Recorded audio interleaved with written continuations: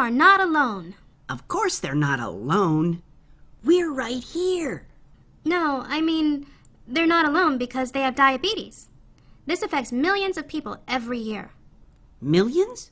Is there a cure? Unfortunately, there is no cure. But there is treatment. And after we tell you what is happening in your body, we'll show you how to take care of yourself. Look out, diabetes. Here we come. The body is made of trillions of cells. That's a million that need energy to function. Millions of millions? That's a lot. How about 7? The food you eat is turned into sugar, which is called glucose. And glucose travels to all of your cells through the bloodstream. Inside your body is an organ called the pancreas.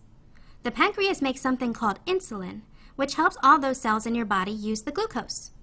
Your cells need the glucose to grow and get the power they need. If you have diabetes, your body has trouble controlling the level of glucose in your blood.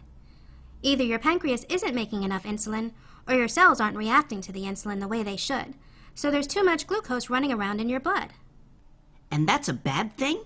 Yes. Having too much or too little glucose in your blood can damage your heart, blood vessels, kidneys, brain, and nerves, and cause eyesight that gets worse and worse over many years. And that's not good. How do we know if we have this?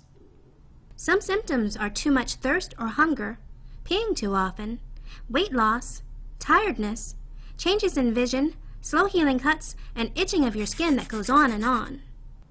That's a lot of stuff. That's why it's very important for people with diabetes to take care of themselves. In some cases, people with diabetes need to take daily insulin shots. Sometimes you can control this disease through diet and exercise, and taking medication by mouth. Your doctor can help you with a diet and medication plan so that your blood sugar is regulated. I know some healthy foods: fruit, vegetables, whole grains, fish, nuts, beans.